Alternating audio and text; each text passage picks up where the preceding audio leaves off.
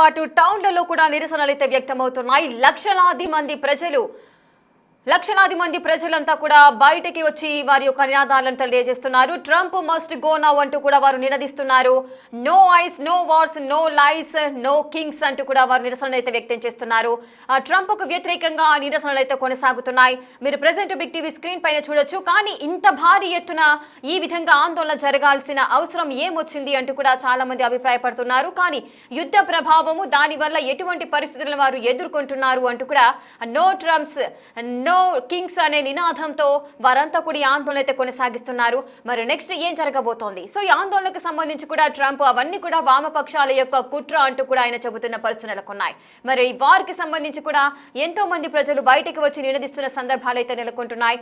Present మీరు no Kings group ఆధ్వర్యంలో జరుగుతున్న ఆందోళన చూస్తున్నారు. ఏ ప్రాంతాల్లో కూడా ఈ ఆందోళన కొనసాగుతున్నాయో మనం ఒకసారి చూద్దాం. మరి అమెరికా అధ్యక్షుడు ట్రంప్ కు వ్యతిరేకంగా వారు నినదిస్తూ ప్రపంచవ్యాప్తంగా నో కింగ్స్ ఆందోళన అయితే కొనసాగుతున్నాయి. అటు లండన్, మాడ్రిడ్, బార్సిలోనాతో సహా అటు ప్రపంచ వ్యాప్తంగా చూసుకున్నట్లయితే 2600 కంటే ఎక్కువ నగరాల్లో ప్రజలు పెద్ద ఎత్తున ఈ నిరసనలో పాల్గొంటున్నారు. నో కింగ్స్ అనే గ్రూప్ ఏదైతే ఈ ఆందోళన నిర్వహిస్తుందో వారికి మద్దతుగా ప్రజలంతా కూడా మమేకమయ్యి ఆందోళనలు కొనసాగిస్తున్నారు.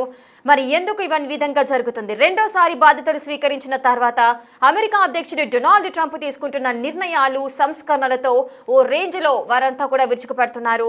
అటు ట్రంప్ విధానాలపై ప్రపంచ దేశాలతో పాటు అమెరికాలో కూడా తీవ్ర వ్యతిరేకత అయితే వస్తోంది. ట్రంప్ తీరుకు ఆగ్రహించిన ప్రజలంతా కూడా నో కింగ్స్ నినాదంతో అటు శనివారం అమెరికా వ్యాప్తంగా ఆందోళన అయితే చేపట్టారు.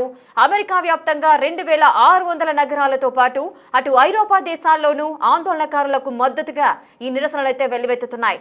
మరి ట్రంప్ కు వ్యతిరేకంగా ఉత్తర వర్జీనియాలో కూడా ఆందోళనకు దిగినట్టుగా తెలుస్తోంది. అటు వాషింగ్టన్ డీసీ వైపు కూడా భారీ ర్యాలీ కూడా నిర్వహించారు. అటు వేలాది మంది నిరసన ర్యాలీలో కూడా పాల్గొంటున్నారు. ట్రంప్ రెండోసారి అధికారంలోకి వచ్చిన ఈ 10 నెలల కాలంలో వరుసగా అటు వలసలపై కూడా కఠిన నియంత్రణ చర్యలు అయితే తీసుకున్నారు ట్రంప్. మరి సంస్కరణల పేరుతో ఎలాన్ మస్క్ నేతృత్వంలోని డాగిని ఏర్పాటు చేసిన వందలాది మంది ప్రభుత్వ ఉద్యోగులను కూడా తొలగించడం జరిగింది. సో ఏవైతే సంస్కరణలు తీసుకొచ్చారో ట్రంప్, వాటన్నిటికీ సంబంధించి జనం యొక్క ఆగ్రహానికి గురవుతూనే ఉన్నాయి ఈ సంస్కరణలన్నీ. ఈ నేపథ్యంలో ట్రంప్ తీసుకుంటున్న నిర్ణయాల వల్ల అమెరికన్స్ అంతా కూడా తీవ్ర ఆందోళన వ్యక్తం చేస్తున్న పరిస్థితులు నెలకొంటున్నాయి.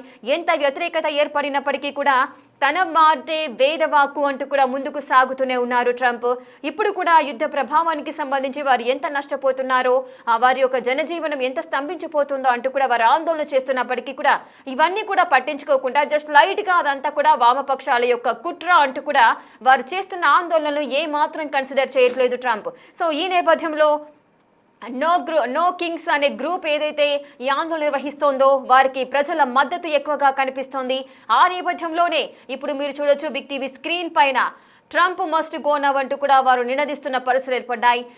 ట్రంప్కు ఎంత వ్యతిరేకత ఉందో ఆ జనాలంతా కూడా బయటికి వచ్చి ఆందోళన చేస్తున్నప్పుడు లక్షలాది ప్రజలంతా బయటికి రావడాన్ని, ఆ జన సందోహాన్ని బట్టి ట్రంప్కు వ్యతిరేకత ఏ రేంజ్లో ఉందో మనం అర్థం చేసుకోవచ్చు.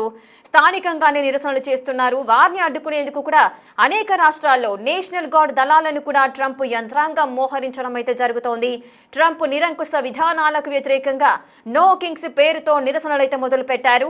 మరి అమెరికాలో రాజులు లేరని, అవినీతి పాలన కొనసాగుతోందని, ట్రంప్ క్రూరత్వానికి వ్యతిరేకంగా జరిగే పోరాటంలో వెనక్కి తగ్గేది లేదని ఆందోళనకారులు అయితే చెబుతున్న పరిస్థితి నెలకొంటున్నాయి. మరి నెక్స్ట్ ఏం జరగబోతోంది? ఇంత దేశవ్యాప్తంగా సుమారు 2600 నగరాలతో పాటు మరికొన్ని నగరాల్లో కూడా ఈ ఆందోళన అయితే కొనసాగుతోంది.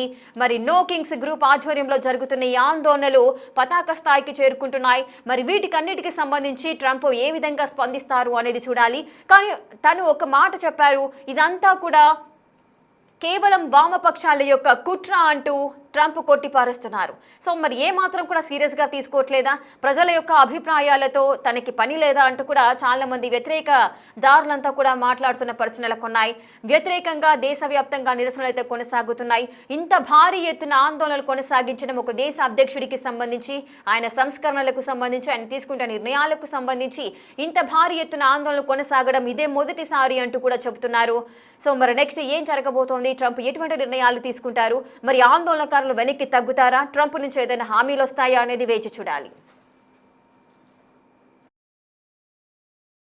Millions of people across the country marching as we speak against the policies of President Trump. This.